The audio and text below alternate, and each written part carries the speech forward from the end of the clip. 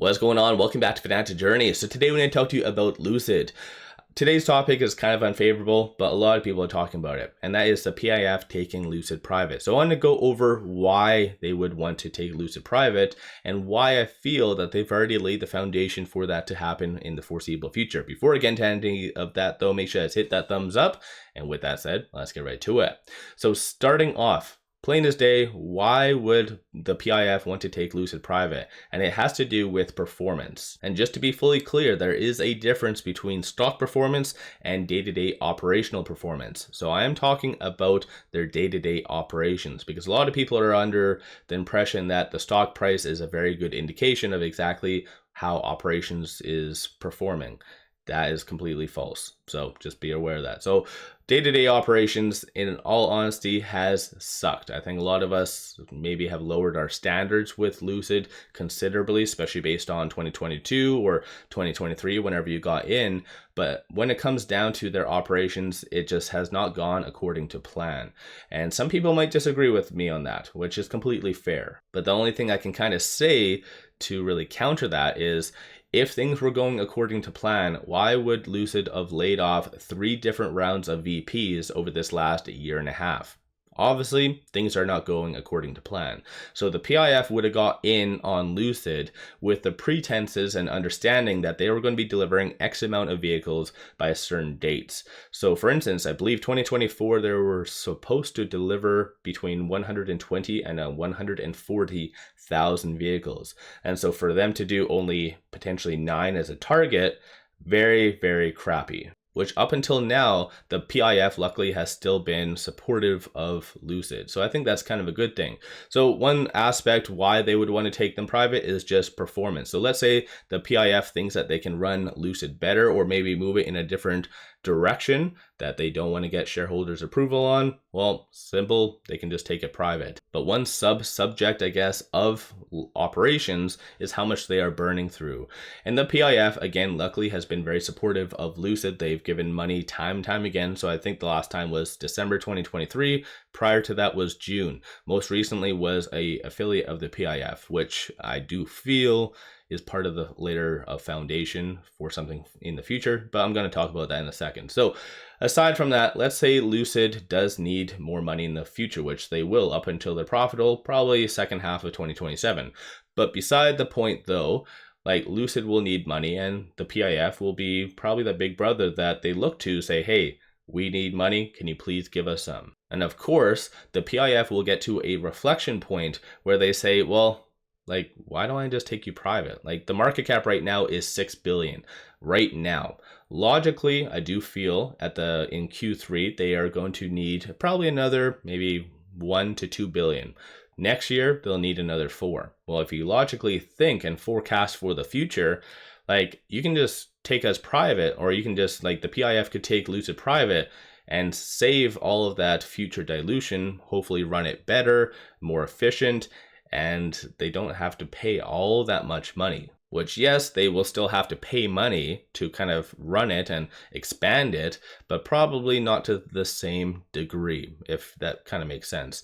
So when it comes down to Lucid burning through a lot of money and cash, that is also one aspect why the PIF would want to take Lucid private, just to potentially avoid that. So let me know your thoughts on that. And just to be fully clear, I have seen some, I guess, posts. Maybe people don't understand about, I guess, the terminology of taking private. But if, let's say, the PIF takes Lucid private, their day-to-day operations, it's the status quo. Nothing changes. A lot of people might be under this understanding that the AMP1 facility will automatically close. Like, the PIF will have to hire all new engineers. That is just not how that would happen. So their day-to-day operations would continue status quo, so no changes for that. Which, of course, that's not really talking about if the PIF would want to close AMP1 or whatever, but just to be fully clear, if the PIF or any other entity does want to take any company private, like, nothing changes operationally. So again, I just wanted to be very clear on that. But why I feel that they've already laid the foundation for this to happen is because of this recent round of dilution. And so that was the issuance of the preferred shares to the affiliate of the PIF. So I have talked on, obviously, the PIF taking Lucid private, I think when that rumor came out initially, January of 2023. So I did do videos associated to that, just kind of breaking it down, because under this channel, I like to give you the good, the bad, and the ugly, the facts, and whatever else. So the facts are, if the PIF wants to buy out Lucid, there's one of two things that they can do. They can do what they call a hostile takeover, where they go in the open market and buy any and available shares out there until they have the full float. Then they simply just take it private. Or the second part is where they kind of go civilly and they go to shareholders. So ultimately it will result in a vote. And when it comes down to them voting, their shares do not count. They are not able to vote on, I guess, their own deal. So of the remaining votes or the shareholders, there has to be a 66.67% in favor of going private or of the deal. And part of the deal, the PIF would give a X amount and for per share and whatever. So that's not part of this topic though. So again, so there's either a vote or when it comes down to it, hostile takeover. But given the fact that the PIF will want to keep things fairly civil and have a good brand name, they'll want to do it kind of nice and shareholder meeting wise and whatever. So when it comes down to what I just mentioned about the PIF shares not counting towards a vote, this is where they've laid the foundation recently, because that affiliate of the PIF will still be able to vote. So when it comes down to their 1 billion, which like I've said, because of that funnel formula, the lower the share price for Lucid, the more shares that they get, this is where their vote will count massively. So they will basically, in among themselves, have probably like a 40 to 50% kind of voting power. And so this is where essentially within the, I think it's a 6-year span for the preferred shares on which they can convert. This is where if things aren't going right, whether it be in 2025, 2026, like the PIF could just nudge and say, hey, you know what? Convert your preferred shares. I'm going to do a vote and we're going to try and take them private. And so this is where that affiliate of the PIF will be able to have a very big voting power towards taking private. So again, this is where maybe it wasn't malicious, but it's more of a, I guess what they always call like a poison pill. So the PIF laid the foundation just in case in the future they do want to take Lucid private, they can through these now preferred shares. Because even when it comes down to me doing videos solely about those preferred shares, I was scratching my head because that ratio is very damaging. And I was saying like, yeah, I think a lot of people don't fully understand the ratio and how in the future that is going to be detrimental to Lucid's conversion. And so there's going to be a lot of shares being converted.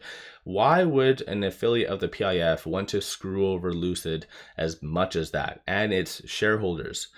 And obviously, logically, it is because of what I'm talking about. Just as a poison pill kind of scenario in the foreseeable future, if things do not go right, they can actually do that and they'll be able to have the sufficient amount of votes to push forward a privatization. So again, I know this wasn't the most, I guess, fun topic to kind of break it down, but a lot of people, like I mentioned, are kind of talking about this. So I just wanted to break it down on why the PIF would want to take over or take Lucid private and some of the context to why I feel that they've laid the foundation. Let me know your thoughts on that. If you do have any questions or if you do disagree with me, let me know in the comments below. Be more than happy to kind of go back and forth with anyone.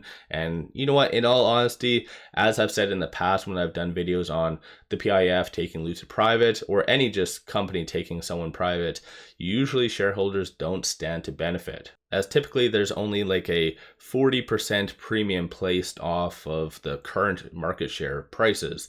And you can see that again, more notably with that recent preferred share. So it was, I think initially at the initial conversion, $3.59, something like that. That's just going based off of memory, but $3.59. So essentially, if the PIF was wanting to take Lucid private at this stage, that probably would be that premium that they would be paying. So $3.59.